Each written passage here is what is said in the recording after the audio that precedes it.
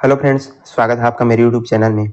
आज के इस वीडियो में हम जो है अपठित गद्यांश को कैसे सॉल्व करना है इसको हम देखने वाले हैं, जो कि आपके बोर्ड परीक्षाओं में पूछे जाते हैं। तो इससे आपको जो है आइडिया हो जाएगा कि किस तरह से आपको जो है अपठित गद्यांशों को हल करना होता है। तो चलिए बिना किसी देरी की वीडियो शुरू करते हैं। चैनल को सब्सक्राइब करना है और वीडियो को आपको शेयर करना है। चलिए, गद्यांश नंबर 1 यहाँ पर दिया गया है। सबसे पहले आपको कुछ चीजें ध्यान में रखनी होती है। सबसे पहले जो भी गद्यांश है उनको आपको बिल्कुल ध्यान से पढ़ना होता है, 2-4 बार आपको जो है पढ़ना होता है। उसके बाद जो भी क्वेश्चन है उनको जो है बहुत ही सरल तरीके से जितना पूछा गया है उतना ही आपको उत्तर लिखना होता है। कई लोग क्या करते हैं, बहुत ज्यादा उसमें जो है अपने मन मर्जी उत्तर लिख देते हैं, तो ये जो है गलत चीज है, ऐसा नहीं करना है। चलिए देखते हैं। गद्यांश एक 5 गद्यांश लाए हुए हैं। इससे आपको जो है ये समझना है कि किस तरह से इसको जो है हल किया जाता है और काफी इंपॉर्टेंट है। तो स्वस्थ शरीर में ही स्वस्थ मन वास करता है। व्यायाम, संतुलित आहार और पर्याप्त नींद हमारे को मजबूत बनाते हैं। आज के व्यस्त जीवन में लोग स्वास्थ्य के प्रति लापरवाह हो गए हैं। यदि हम अपनी जीवन शैली में सुधार नहीं करेंगे तो बीमारियों का सामना करना पड़ेगा। इसलिए स्वास्थ्य को सर्वोच्च प्राथमिकता देनी चाहिए। इस तरह से यहाँ पर एक छोटा सा जो गद्यांश है आपको पूछा गया है। अब इसी में से जो है प्रश्न आपके पूछे जाते हैं। तो प्रश्न 1 देखते हैं, गद्यांश का शीर्षक क्या हो सकता है। शीर्षक आपको पूछे जाते हैं। अब यहाँ पर आप 2-4 बार पढ़ेंगे तो इसको जो है समझ जाएंगे। तो इसका गद्यांश का उचित शीर्षक आप दे सकते हैं। इसका उत्तर लिख सकते हैं, स्वास्थ्य और जीवन शैली। इसी के बारे में इस गद्यांश में बात किया जा रहा है, तो इसका सही जो शीर्षक है क्या हो सकता है, स्वास्थ्य और जीवन शैली। इस तरह से इसका सही उत्तर हो जाएगा। फिर है, स्वस्थ शरीर के लिए क्या आवश्यक है। अब यहाँ पर देखिए, स्वस्थ शरीर के लिए क्या आवश्यक है, तो उत्तर यहीं पास दिया गया है, व्यायाम, संतुलित आहार और पर्याप्त नींद। तो इसी को आपको जो है लिख देना है, व्यायाम, संतुलित आहार और पर्याप्त नींद। ये जो है स्वस्थ शरीर के लिए आवश्यक है। तो इसी तरह से आपको पूरा जो उत्तर है वो लिखते जाना है। फिर क्या पूछा गया है, आज लोग स्वास्थ्य के प्रति कैसे हैं। तो हमने क्या पढ़ा था, आज के जो लोग हैं वो स्वास्थ्य के प्रति क्या हो गए हैं, लापरवाह हो गए हैं। इसी गद्यांश में हमने इसको जो है पढ़ा है। जैसे यहाँ पर देखिए, स्वास्थ्य के प्रति क्या हो गए, जीवन में लोग जो है लापरवाह हो गए हैं। तो बस इसी छोटे छोटे जो क्वेश्चन है उनको जो है आपको लिखते जाना है सटीक तरीके से। फिर है चौथा देखते हैं, स्वास्थ्य क्यों महत्वपूर्ण है। तो इसको उत्तर देख सकते हैं, स्वास्थ्य महत्वपूर्ण है क्योंकि स्वस्थ शरीर में जो है स्वस्थ मन व्यास करता है और बीमारी से बचाता है। व्यायाम के 2 लाभ लिखिए। तो शरीर मजबूत होता है और मानसिक तनाव कम होता है। ये जो है व्यायाम के लाभ हैं। तो इस तरह से आपको इनको जो है सॉल्व करना होता है। चलिए अब जो है गद्यांश नंबर 2 देखते हैं। इंपॉर्टेंट वीडियो है, इससे आपको जो है पता चल जाएगा कि किस तरह से जो है गद्यांशों को, जो अपठित गद्यांश होते हैं उनको हल किया जाता है आपके बोर्ड परीक्षाओं में। 10वीं और 12वीं दोनों के लिए जो है इंपॉर्टेंट है, तो आपको इसको समझते जाना है। चलिए दूसरा देखते हैं, प्रकृति हमारे जीवन का अनमोल हिस्सा है। पेड़, नदी, पर्वत और पशु पक्षी सभी प्रकृति के तत्व हैं, परंतु मानव की लापरवाह हरकतों ने प्रकृति दूषित कर रही है। हमें जल, वायु और वन संपदा की रक्षा करनी चाहिए। प्रकृति की सुरक्षा ही मानव जीवन की क्या है, सुरक्षा है।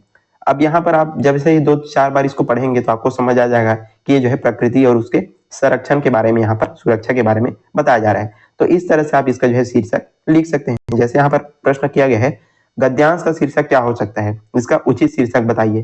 तो इसका उचित शीर्षक क्या हो जाएगा, प्रकृति और उसका संरक्षण। ये जो है इसका क्या है, शीर्षक है। फिर प्रश्न 2 है, प्रकृति में कौन कौन से तत्व गद्यांश में बताए गए हैं। यहाँ पर ऊपर में ही देखिए, इसमें पेड़, नदी, पर्वत, पशु पक्षी और सभी प्रकार के जो तत्व हैं उसको यहाँ पर बताया गया है। तो इसी को आपको उत्तर में लिख देना है। और फिर से मैं आपको बता रहा हूँ, इसमें आपको अपने मन से इसको लंबा चौड़ा बढ़ा करके नहीं लिखना है, ये सिर्फ जो है समय की बर्बादी होती है। तो आपको जो भी सटीक, जहाँ पर जो गद्यांश से जो प्रश्न दिया गया है उसी के अनुरूप आपको जो है उत्तर लिखना होता है। चलिए प्रश्न 3 देखते हैं, मानव की कौन सी हरकतों से प्रकृति प्रभावित हो रही है।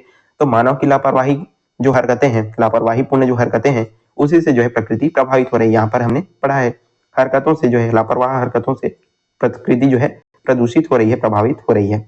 चौथा प्रश्न, प्रकृति की रक्षा क्यों जरूरी है। तो प्रकृति की रक्षा ही मानव की जो जीवन है उसकी क्या है, सुरक्षा है, इसलिए जो है प्रकृति की रक्षा जरूरी है।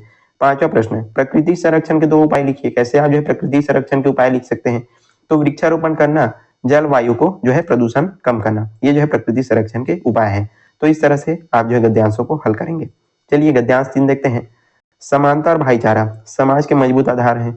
जब लोग एक दूसरे का सम्मान करते हैं और किसी के साथ भेदभाव नहीं करते, तभी समाज में शांति रहती है। भेदभाव और अत्याचार समाज में शांति फैलाते हैं, अतः हमें सदैव समानता और भाईचारे को अपनाना चाहिए। अब इस तरह से आप जो है गद्यांशों को पढ़ेंगे। अब यहाँ पर आपको फिर से जो है शीर्षक पूछा गया है। ये जो वीडियो है इसमें आपको आइडिया होगा कि किस तरह से इनको जो है सॉल्व किया जाता है। तो इसको आपको देखते रहना है। तो इसका क्या हो जाएगा उत्तर, समानता और भाईचारा। ये जो है इस गद्यांश का उचित शीर्षक हो जाएगा। फिर है समाज में शांति कैसे बनी रहती है। तो जब एक दूसरे से लोग क्या करते हैं, सम्मान करते हैं और भेदभाव नहीं करते, तब जो है समाज में क्या बनी रहती है, शांति बनी रहती है। इसी चीज को यहाँ पर लिखा गया है। यहाँ पर देखिए, जब लोग एक दूसरे का सम्मान करते हैं और किसी के साथ भेदभाव नहीं करते, तभी समाज में शांति बनी रहती है। तो इस तरह से इसी में से आपको जो है उत्तर लिखते जाने हैं। काफी सरल होते हैं और बहुत ही अच्छे अंक आप इसमें ला सकते हैं। उसके बाद है भेदभाव और अत्याचार के क्या परिणाम है। तो भेदभाव और अत्याचार से समाज में क्या फैलती है, अशांति फैलती है। फिर है चौथा, हमें किस मूल्य को अपनाना चाहिए। तो हमको जो है समानता और भाईचारे को जो है अपनाना चाहिए। और भाईचारे के 2 लाभ लिखिए। तो समाज में क्या रहती है, शांति बनी रहती है और लोगों में आपसी विश्वास से वो जो है बढ़ता जाता है। चलिए अब गद्यांश 4 देखते हैं, काफी इंपॉर्टेंट है। पुस्तकें हमारे ज्ञान का सबसे बड़ा स्रोत है। पुस्तकें पढ़ने से हमारे विचार और सोच का विस्तार होता है। आज के डिजिटल युग में लोग पुस्तकें पढ़ने के बजाय मोबाइल और इंटरनेट पर समय बिताते हैं। हमें पुस्तक पढ़ने की आदत को पुनः अपनाना चाहिए।